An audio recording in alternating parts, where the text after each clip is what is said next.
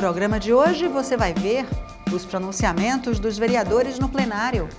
Eurico Freire comemora a nova lei que obriga emplacamento das motos cinquentinhas. Osmar Ricardo pede mais diálogo entre prefeitura e ambulantes. E na retrospectiva, as datas comemorativas celebradas no plenário da Casa de José Mariano no primeiro semestre. O TV Câmara do Recife está no ar.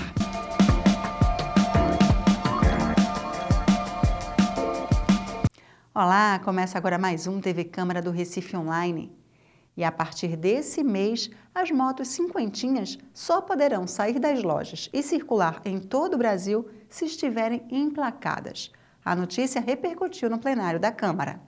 Quem repercutiu o assunto no plenário da Câmara foi o vereador Eurico Freire. O parlamentar havia apresentado na casa um projeto de lei sobre o assunto.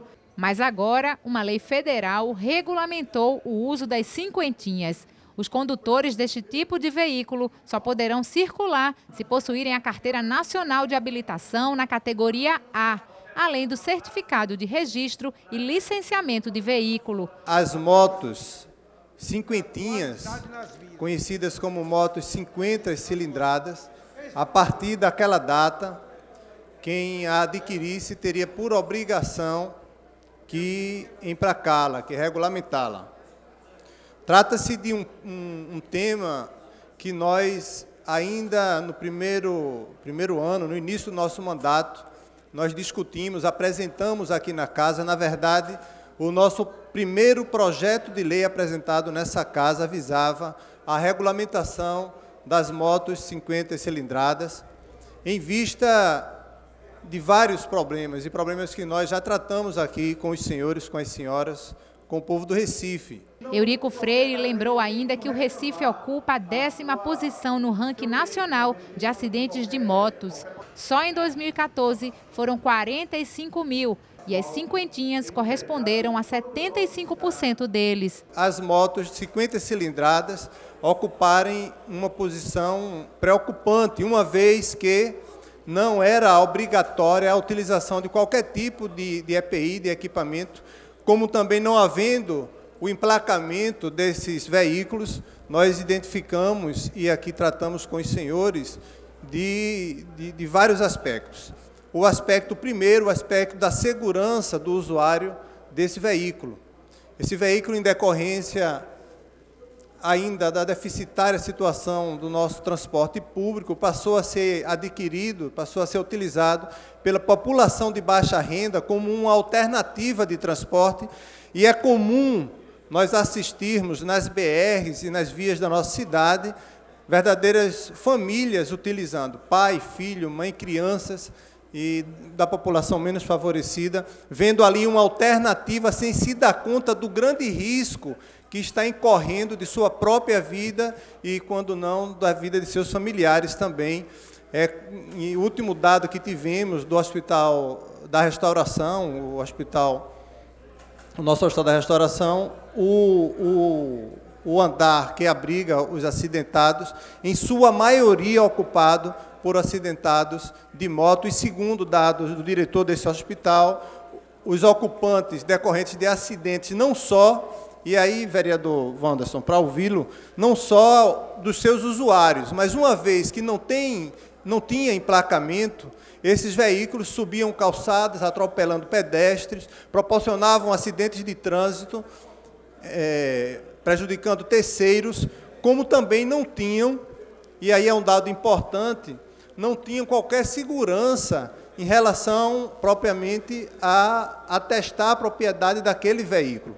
Então, eles estão tomados nas esquinas e o proprietário dele não tem como reclamar o seu bem, uma vez que ele não tem qualquer possibilidade de indicar e de ser perseguido pelas viaturas policiais. Não tinha um disciplinamento e hoje a gente, por exemplo, pode registrar a ponta... Nós tivemos a oportunidade, vereador Eurico Freire, de estar no DETRAN durante todo o ano 2014, percorrendo todo o estado de Pernambuco, e a gente viu, o Anderson Florencio parabenizou o colega e disse que esse era um tema urgente. Especialmente no interior, como Vossa Excelência falou, as pessoas juntam dinheirinho para conseguir ter o transporte deles, né? E a gente observava que, por exemplo, na ida para as escolas, é o pai com 1, 2 meninos, sem capacete, jovens e crianças abaixo da idade permitida por lei de estar andando numa motocicleta, mas por ser uma cinquentinha não era fiscalizado. Então, realmente é um avanço, né, ter a legislação, ter a regulamentação desse tipo de transporte que está sendo tão usual aqui no nosso estado e no Brasil de modo geral. Mas para o vereador Carlos Gueiros, a regulamentação não vai diminuir os acidentes. Eu continuo achando que tudo isso são providências que podem minimizar o problema, mas não vai resolver. Sabe por que não vai resolver? Porque nós vemos que a fiscalização tem sido, no Brasil inteiro, virtual. Então, o que é que a gente vê? Semáforos, câmaras para multar por avanço de sinal, para multar por excesso de velocidade. Mas elas não têm coração, elas são dirigidas para aquilo ali. E o zigue-zague? E o zigue-zague dos carros, o zigue-zague das motos?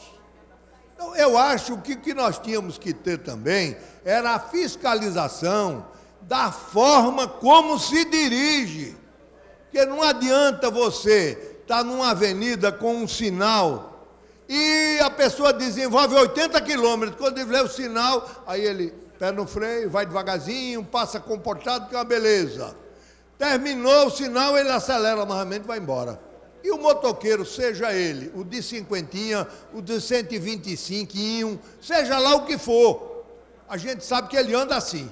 Ele não respeita o sinal quando os carros param, que o Código de Trânsito diz isso. É um veículo que está no trânsito. Então, parou um, tem que ficar atrás do outro, esperando a ordem. Ninguém vê uma moto ficar atrás de um carro. Só se vê ela passando entre 2 carros, na frente de um carro, porque ele não se contém em ficar lá atrás. Ele quer ser o primeiro a partir quando o sinal abre. E é nesse zigue-zague onde acontecem os maiores acidentes desse que o senhor falou aí no início, dessa estatística de gastos do governo com a saúde, principalmente dos acidentes de motoqueiro. Então, eu acho que a gente tem que partir agora para a educação, que a educação é a base de tudo. A educação no trânsito também.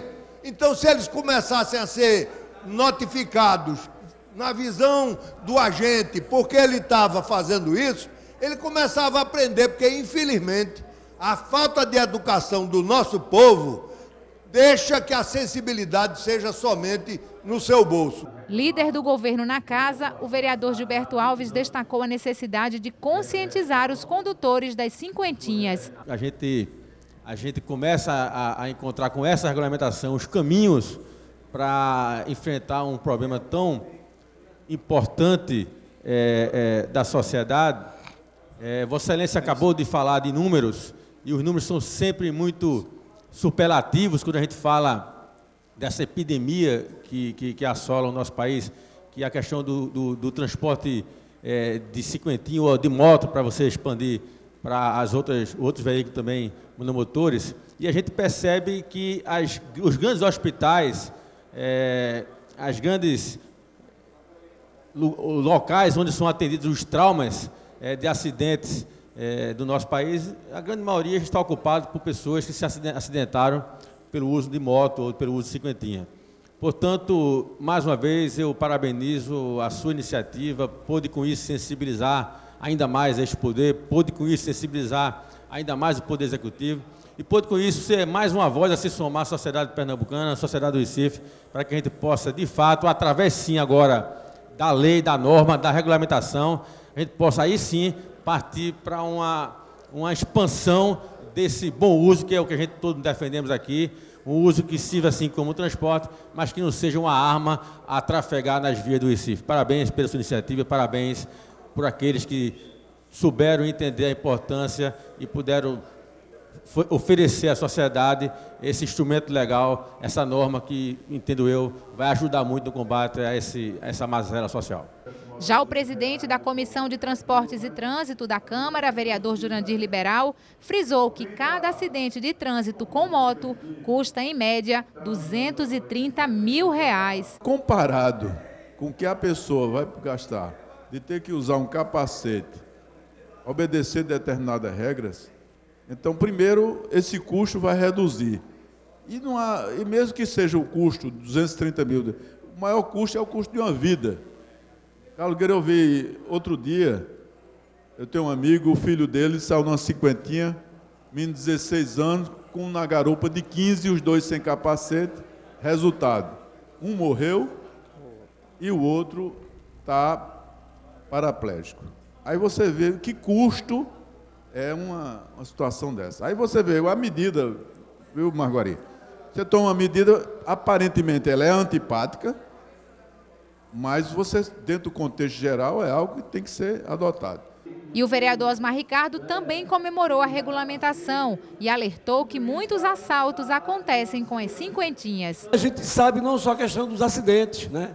O número de assalto que é praticado com essas motocicletas cinquentinha, por não ter placa, porque não tem identificação, e ser um veículo mais lento, então ele é mais rápido para entrar nas locas, nas ruas, é muito utilizado também para essa prática de assalto, né, do tráfico de droga, de encomenda de droga. E eu acho que com a regulamentação vai dificultar, porque vai identificar a placa, tendo a placa do veículo, ter que usar capacete. Tudo isso vai dar mais uma segurança, tanto ao cidadão, o cidadão que tem uma cinquentinha, que vai achar pesado para poder legalizar ela nesse primeiro momento, mas vai valorizar a vida dele também como usuário daquela mobilidade e transporte. Então, Vossa Excelência está de parabéns, Vossa Excelência sempre traz temas importantes a esta casa, mas fica aqui aos meus amigos vereadores prestar atenção ao debate desta casa. A vereadora Aimee Carvalho falou sobre o lançamento da maquete da nova sede estadual da Igreja Evangélica Assembleia de Deus. O templo será no bairro de Santo Amaro e terá capacidade para receber 30 mil pessoas. O projeto foi apresentado pelo nosso pastor-presidente, Ailton José Alves, que, sem descuidar da evangelização, do estudo da palavra e da oração, prossegue expandindo o seu trabalho. A obra, caros vereadores, teve a aprovação de todos os órgãos competentes da Prefeitura do Recife e a construção promete mudar o cenário do local. O novo templo está inserido no projeto de revitalização do bairro de Santo Amaro.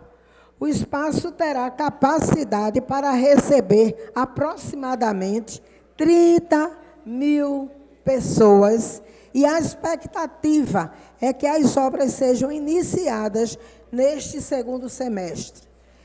Em uma área total de 32.298,24 metros quadrados, o projeto calcula o levantamento de 5 pavimentos numa parte do local que possui 12.557,68 metros quadrados, além do edifício garagem, que terá 17 pavimentos em uma área de 14,5 mil metros quadrados, em um terreno no cruzamento ali entre as avenidas Mário Melo e Cruz Capugar, que também faz parte da intervenção.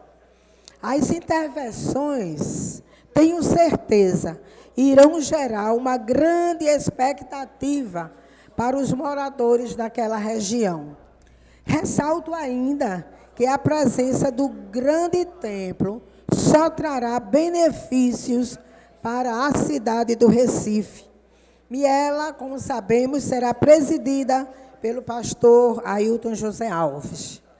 O vereador Amaro Cipriano Maguari defendeu um projeto de lei que define normas gerais e critérios para a manutenção e pavimentação urbana no Recife. É o projeto de lei número 25/2015, que ele dispõe sobre normas gerais e critérios para a manutenção de pavimentação urbana em toda a cidade do Recife. Eu, como vice-presidente da Comissão de Obras e Planejamento Urbano, onde a presidente é nossa amiga querida vereadora Aimee Carvalho, eu fui procurado por muitas pessoas da cidade para discutir as questões da qualidade do asfalto empregado em toda a nossa cidade. Nós sabemos que a prefeitura gasta um dinheiro muito grande, um volume muito grande de recursos em nossa cidade, e a qualidade do asfalto ela não é boa, ela não atende às necessidades da sociedade recifense. Então, esse projeto de lei, ele requer responsabilidade de quem implanta o produto, o asfalto em nossa cidade, a duração, a qualidade, o asfalto frio, o quente, enfim, o preço que está sendo pago pela prefeitura às empresas que aplicam o asfalto em nossa cidade. Então, é importante que a prefeitura ela fique inteirada dessa qualidade, desse asfalto colocado em nossa cidade, para que o prefeito tenha um retorno positivo e a sociedade, principalmente, ela seja beneficiada com a qualidade empregada pela prefeitura em nossa cidade. Ele dispõe também a realização e manutenção da pavimentação das vias e também a qualidade empregada em toda a nossa cidade. E também os critérios dispostos na presente lei, e sem prejuízo das normas técnicas estabelecidas pelo Executivo. O recapeamento asfáltico deverá respeitar os parâmetros e critérios técnicos relativos ao material empregado em nossa cidade, que também deverá ser compatível com as condições do local e o tráfego em nossas vias, em nossa cidade. O projeto ele é bom, conversei com o líder do governo, Gilberto Alves, ele já deu uma lida no projeto, conversei também com o engenheiro e vereador Jurandir Liberal, que no dia 18 vamos ter uma audiência pública para discutir essas questões da qualidade do asfalto empregado em nossa cidade. No mais, quero contar com o apoio dos nossos parlamentares para que possamos aprovar esse projeto em benefício do povo da cidade do Recife. Um projeto da doutora Vera Lopes quer incluir a educação de trânsito no programa das escolas municipais.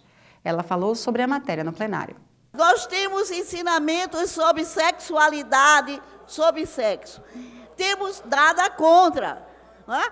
Temos aula de religião nas escolas, mas não se tem as orientações para as crianças se defenderem no trânsito, quando atravessam as ruas, quando os sinais estão abertos ou estão fechados, as proximidades de uma moto, quando o sinal está parado lá, fechado, e a moto passa entre os carros, podendo atropelá-las. Não é? Então, tem que haver essa educação no trânsito mesmo, porque o que a gente está vendo aí é que as urgências dos nossos hospitais estão recebendo crianças com traumatismo crânioencefálico, mas por acidentes de moto e cinquentinhas, não é? Por atropelamentos. Então, hoje as nossas crianças não morrem mais de diarreia, de pneumonia, elas estão morrendo nos acidentes de trânsito. Então, é indispensável que sejam orientadas o código de trânsito para essas crianças, onde elas devem atravessar a faixa de pedestre, nos sinais verde, vermelho, tudo, inclusive noções de socorros imediatos, porque elas vão incutindo e vão aprendendo e vão realmente serem os motoristas, não é? Com direção defensiva futuramente. Então, eu peço, inclusive, a meus pares que aprovem esse projeto, que estão na comissão de educação de trânsito nas escolas. 1 hora, 40 minutos em cada aula, ou uma vez na semana, para orientar as nossas crianças e adolescentes como se comportarem no trânsito. Michele Colles pediu o apoio dos colegas na apreciação do projeto de lei que dá um novo destino aos produtos apreendidos no Recife. A proposta é que as etiquetas dos produtos sejam retiradas e sejam colocadas etiquetas da prefeitura, dos programas sociais da prefeitura. Como, por exemplo, camisas, bolsas, né? A gente sabe que, infelizmente, a pirataria hoje é uma realidade, principalmente Recife hoje, tem muita pirataria, e esses produtos que são apreendidos seriam destinados para esses programas sociais. Ressalta-se que a citada proposta, ela não incorre em matéria tributária, de forma que não resulta em usurpação da iniciativa reservada ao prefeito do Recife. Insere-se, sim, no direito administrativo, visto que a destinação de produtos apreendidos e cuja devolução ao contribuinte não é possível. Atesta, portanto, a ausência de relação entre o fisco e o contribuinte. A Receita Federal do Brasil, por exemplo, já realiza esse procedimento, realizando doação a entidades sem fins lucrativos declaradas de utilidade pública federal, estadual ou municipal, ou as entidades qualificadas como organizações da sociedade civil, as chamadas OCIPs. Então, hoje a Receita Federal já ajuda muitas instituições. Elas vão na Receita Federal, procuram o órgão, se cadastram e elas recebem diversas doações, ao qual elas podem utilizar para o seu próprio consumo da instituição, ou podem até fazer bazar para vender esses produtos e transformar esse recurso em benefícios para a instituição. Um outro exemplo que nós temos também é aqui no estado de Pernambuco, uma lei que já existe, a Lei 14.148 de 2010, que ela pega as madeiras que são apreendidas no estado pela fiscalização ambiental e constrói casas populares. Então, é algo que já acontece no estado de Pernambuco, já tem uma lei similar, e nós não vemos qualquer óbice constitucional e legal. Então, eu gostaria de pedir aos meus pares que pudessem votar favoravelmente esse projeto. Ele está tramitando nessa casa, ele está na Comissão de Legislação e Justiça, e eu gostaria de pedir para que ele pudesse ser apreciado com muito carinho, porque é uma forma do município contribuir também com as instituições e de criar um fundo diferenciado de captação de recursos para os programas sociais do município. Henrique Leite chamou atenção para a situação de uma praça no bairro do Ipicep, que vem sofrendo com a falta de manutenção e de segurança. O espaço, que deveria ser público, vive às escuras e é ocupado por usuários de drogas. Isso está apavorando a comunidade. E o problema é que toda noite que eu vou lá, na casa da minha mãe, eu tenho que olhar para ela. Só que essa praça eu já coloquei, inclusive já indiquei como emenda para o orçamento, para a reforma dela. E aí eu peço até para o vereador e líder do governo, Gilberto Alves, para que dê uma ideia de quando a gente deve ter essa reforma, essas emendas que a gente indicou para o orçamento, para que a gente possa também passar para a comunidade. Mas o mais interessante que eu venho trazer aqui é que estão ocupando a praça de forma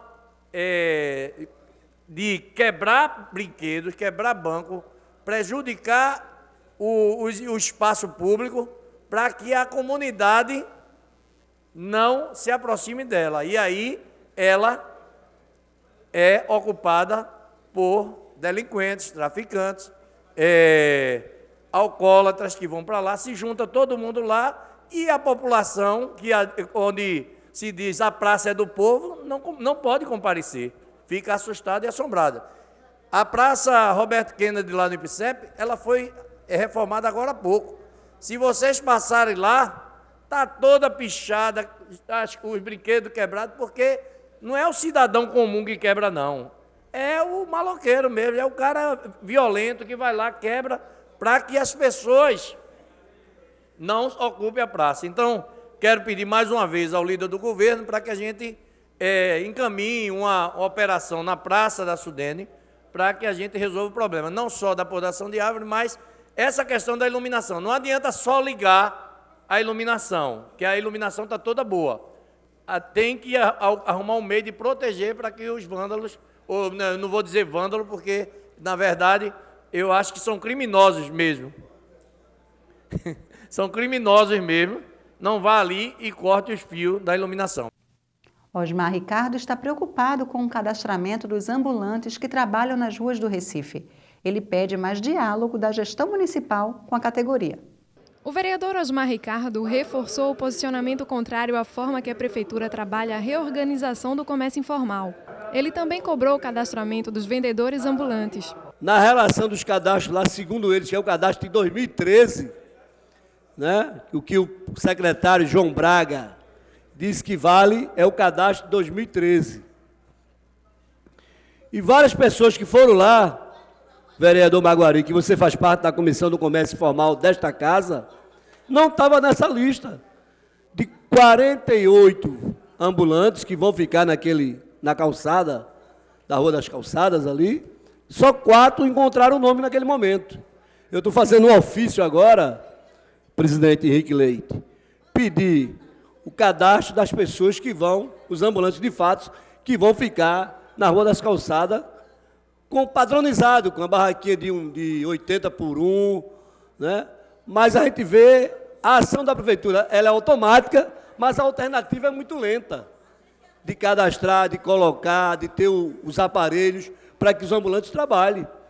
E a forma pior do que isso, parece que lá tinha mais polícia, tinha o GAT, o Choque, o Bebetran, em vez de estar atrás dos marginais, dos bandidos, que a insegurança em nossa cidade é grande, né? Como o vereador aqui ontem colocou, nos ônibus, gente sendo assassinada o tempo todo, e o número de assalto aumentando em nosso estado, está lá fiscalizando o ato e movimento dos trabalhadores, dos ambulantes, comerciantes daquela região, que a gente sabe que o comércio formal gera um grande número de recursos, né, que traz, de fato, pessoas para a cidade, vereador Almir.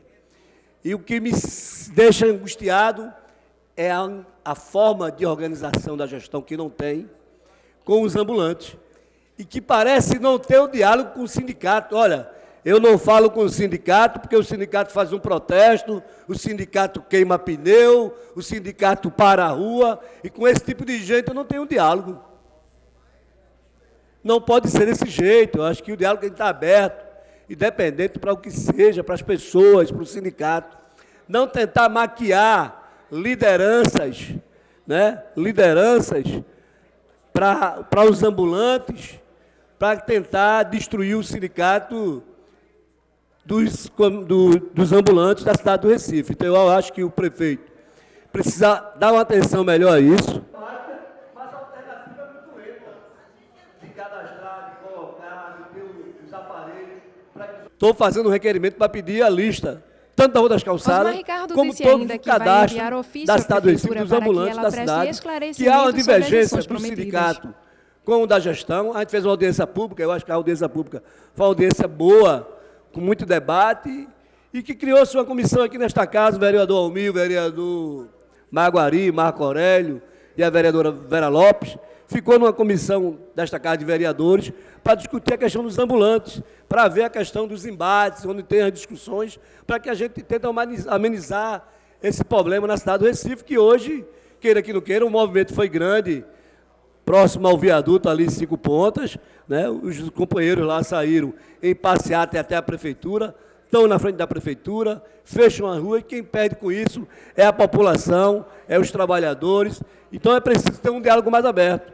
Mas o líder do governo, Gilberto Alves, destacou o trabalho da gestão no ordenamento do comércio informal. Essa gestão, por sua determinação, por sua coragem e por compreender, vereador, de que era chegada a hora que a gente pudesse dar um basta à desorganização generalizada desses espaços públicos, e as gestões, infelizmente, que passaram, que tiveram a oportunidade de cuidar, de fazê-lo, não o fizeram e cabe, portanto, a essa gestão fazer com que a gente possa devolver as calçadas para os pedestres, dar as condições para que as vias possam ser ocupadas de maneira ordenada, retirar os carros de locais onde eles não deveriam ou não poderiam estar fazendo uso para comércio, enfim. É um trabalho difícil, é um trabalho duro, que requer determinação, que requer paciência, muitas vezes incompreensão de alguns, nós entendemos. Não é possível você fazer um ordenamento de toda a cidade, e aí eu não vou nem falar somente do centro, mas se você for para o que está sendo feito em Água Fria, o que a gente também está fazendo em Afogados, em Casa Amarela, enfim, requer, sobretudo, a capacidade, vereador, ao contrário do que Vossa Excelência está dizendo aí, de escutar as pessoas. Essa gestão tem, sim, escutado, tem conversado com diversos representantes desses diversos locais, dos comércios variados nesses locais. São inúmeras e foram muitas as vezes em que a gente pôde conversar, não só recebendo essas pessoas na prefeitura, mas também a gente indo aos locais e dialogando. O próprio sindicato, que Vossa Excelência fala aí, já teve a oportunidade e conversa também com a gestão. Ainda agora, se não me engano, hoje à tarde, eles estavam sendo recebidos na prefeitura. Portanto, nós temos muita tranquilidade e também temos interesse que Vossa Excelência possa fazer esse debate, essa discussão aqui, nós possamos participar, responder às suas inquietações, às suas indagações, às suas preocupações, que é legítima. Eu acho que Vossa Excelência cumpre o seu papel, é um vereador atuante que está preocupado também em poder melhorar esse ambiente, esse debate. No que a gente puder melhorar, nós vamos nos esforçar para melhorar, sempre que a gente puder melhorar, inclusive, o processo da discussão, do que está sendo colocado, com transparência. Vossa Excelência fala que vai fazer pedido de informações, nós vamos ter muita satisfação e prazer em oferecer essas informações para toda esta casa e toda a cidade do Recife. O que fazemos, repito, conversando, dialogando com esses segmentos, portanto, tudo é muito transparente e as claras. O que está sendo feito e determinado foi pactuado com essas pessoas, cada uma daquelas pessoas sabem dessas providências, e repito, providências reclamadas e exigidas por todos nós, moradores da cidade do Recife. Portanto, é uma pena que tenha demorado tanto tempo para que uma gestão tivesse a coragem de, ouvindo a população, de ouvindo o segmento, mas que tivesse a determinação de uma vez por todas, a gente poder ordenar esses espaços públicos tão fundamentais e tão importantes para o bom convívio do povo do Recife e de Pernambuco. Para o Anderson Florencio, o controle urbano da prefeitura está funcionando. E comerciantes do centro da cidade pedindo para que o controle urbano passe logo na sua rua, porque eles querem também o ordenamento. O centro do Recife volta a ter ordem e volta a ter fôlego para os comerciantes, especialmente no momento de crise trazido pelo governo de Vossa Excelência, do governo Dilma. Mas não só no centro da cidade. Ao circular pela periferia do Recife, a gente observa, vereador Gilberto Alves, o mercado de Água Fria e arredores do lado do Recife. E se olharmos do lado de Olinda, veja a grande diferença. Isso é controle urbano. Isso é dar ordem, né, no espaço público que vem acontecendo, preservando as calçadas, por exemplo. Mercado de Casa Amarela, todo o entorno ali do mercado de Casa Amarela teve as calçadas revitalizadas. E tem muito para avançar naquela região, e o secretário João Braga está avançando nesse sentido. Da mesma forma, a gente pode registrar o mercado de Afogados, um grande caos, aquele complexo que tinha ali, né, difícil inclusive para o transporte público, o ônibus para passar ali tinha dificuldade, e hoje teve avanço e terá ainda mais avanço. Portanto, eu queria aproveitar essa parte de Vossa Excelência para parabenizar a coragem e a determinação do secretário João Braga de enfrentar esses desafios, que é um grande desafio, né, a gente tratar esse assunto, como falei. Osmar Ricardo aproveitou para falar sobre a audiência pública que vai discutir o Saúde Recife nesta quinta-feira pela manhã, no plenarinho da Câmara. Nesta quinta-feira vai ser realizada a audiência pública sobre o Recife Saúde, vereadora Isabela. Uma audiência que foi marcada 2 vezes pelo vereador Almir Fernandes, e o secretário de administração pediu para ele adiar essa audiência pública. Eu fiz também, marquei e remarquei, e o secretário me pediu para poder agilizar todo um processo, mas a gente está fazendo essa audiência pública quinta-feira, às 9 horas, no auditório desta casa.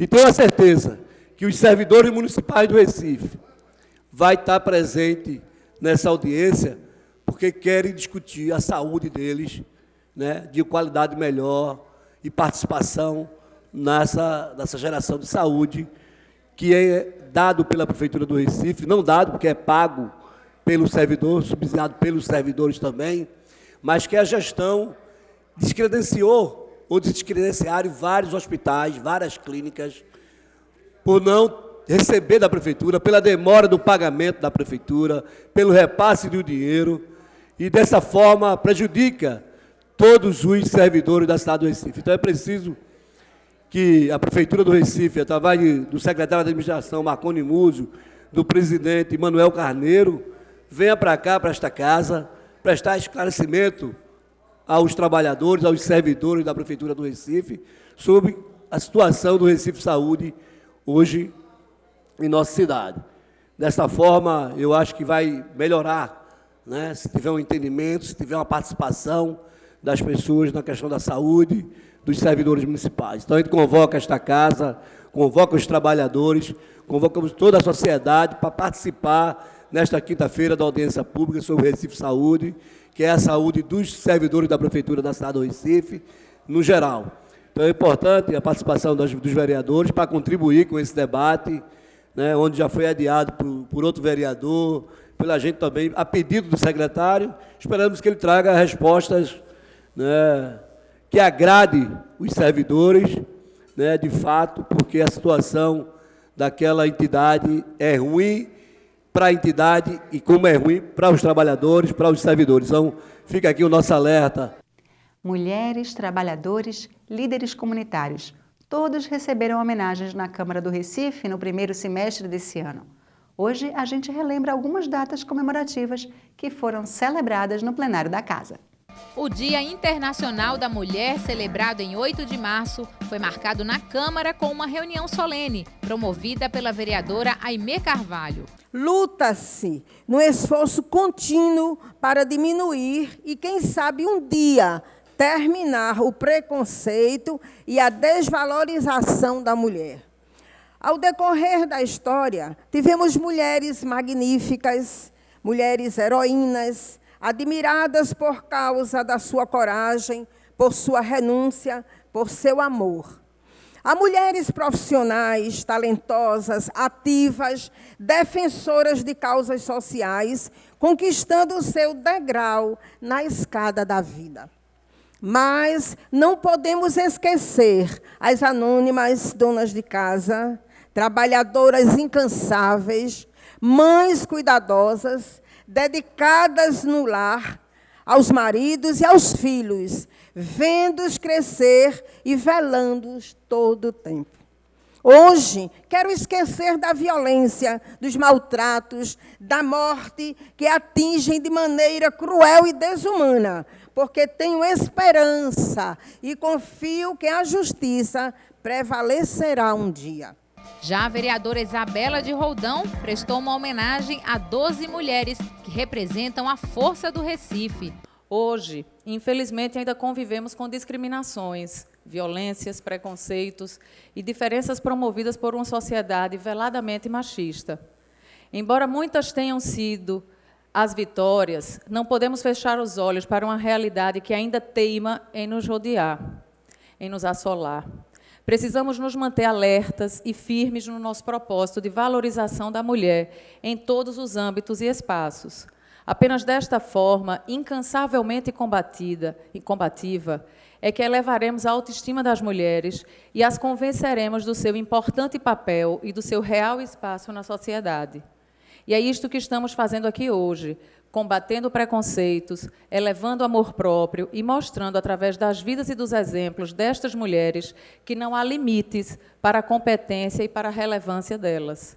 Para marcar o Dia do Líder Comunitário, celebrado em 15 de abril, o vereador Almir Fernando promoveu uma homenagem no plenário da Casa. A gente não se cansa de agradecer e de parabenizar todos os líderes comunitários que têm trabalhado no seu dia a dia para a cidade do Recife, principalmente para a sua comunidade. Luiz Eustáquio homenageou vários profissionais no Dia do Trabalhador, comemorado em 1º de maio. Veja como foi a homenagem. É uma data comemorativa usada para celebrar a conquista dos trabalhadores ao longo da história. uma das referências, tem mais de uma referência, né, mas uma das referências é uma luta que aconteceu em Chicago, em 1886, onde vários trabalhadores foram mortos, presos, perseguidos, suas casas invadidas. Tem várias referências. Tem a referência das mulheres que foram também mortas. São várias referências. E tem a referência da nossa luta, a luta que já vinha há muitos e muitos anos na busca de nós garantirmos, nós que eu digo trabalhador, garantir o direito das 8 horas.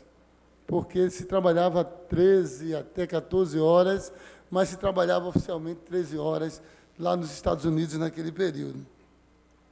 Então, houve um protesto grandioso, e esse dia foi marcado, a nível nacional, né, internacional, como um dia de comemorar a luta dos trabalhadores. Né? No dia 20 de junho de 1889, em Paris, a central sindical chamada Segunda Internacional instituiu o dia 1º de maio, o dia das manifestações, como a data máxima dos trabalhadores organizados, para assim lutar pelas 8 horas de trabalho. Em 23 de abril de 1919, o Senado francês ratificou a jornada de trabalho de 8 horas e proclamou 1º de maio como feriado. Já o vereador Eurico Freire marcou na Câmara a passagem do Dia do Enfermeiro, comemorado em maio. E esta homenagem que fazemos hoje é exatamente para reconhecer e agradecer a estes heróis da rotina diária. Muito obrigado. Vamos aplaudir mais forte. A Câmara promoveu uma reunião solene para celebrar o Dia do Diaconato e também os 44 anos da Igreja do Evangelho Quadrangular do Recife, uma iniciativa do vereador Gilberto Alves. A Igreja do Evangelho Quadrangular leva uma mensagem de paz e esperança a milhares de fiéis e tem, na base de sua estrutura, a formação de um corpo sólido de diaconato, referência para as demais denominações. Segundo o vereador, a Igreja Quadrangular do Recife é referência para as demais denominações. A comunidade cristã, formada pela Igreja do Evangelho Quadrangular, é um verdadeiro exemplo para aqueles que fazem o movimento religioso no Recife e no Brasil. Ao estender essa justa homenagem, a Câmara Municipal do Recife apenas reconhece o belo trabalho da Igreja, alicerçado naquilo que há de melhor no ser humano e na sociedade. Reafirmamos hoje a esperança nos melhores valores cristãos, de família e amor. E eu gostaria de agradecer a oportunidade de, através do meu mandato, reconhecer tudo isto com esta justa homenagem. O vereador Almir Fernando celebrou o Dia Municipal do Quadrilheiro Junino no mês de junho. Um trabalho que é realizado o ano todo, no social, trazendo jovens da marginalidade, muitas vezes da prostituição, dos mundos das drogas, o que hoje atormenta muitas famílias, e a gente vê muitas quadrilhas aqui que vão ser homenageadas hoje aqui, fazendo esse trabalho. Eles vão se apresentar, já começaram alguns concursos aí, vão se apresentar no Recife, no estado de Pernambuco, mas esse trabalho já vem anteriormente. Então, esse mês vai ser todo de apresentação, pelos quadrilheiros juninos, pelas pessoas que organizam, num trabalho que eu disse aqui, e repito, já vem sendo desenvolvido nas comunidades aqui do nosso Recife, não só fazendo o trabalho cultural das quadrilhas juninas do nosso município, mas também desse trabalho social que eu parabenizo e agradeço a todos que fazem esse trabalho. E no Dia Internacional da Luta contra o Uso e o Tráfico de Drogas, o vereador Luiz Eustáquio promoveu uma solene no plenário. Nós queríamos que as escolas também pudessem promover, porque as crianças chegam nas creches aos 3 anos de idade. Elas chegam nas escolas aos 6 anos de idade, na sua formação. Elas estão se formando.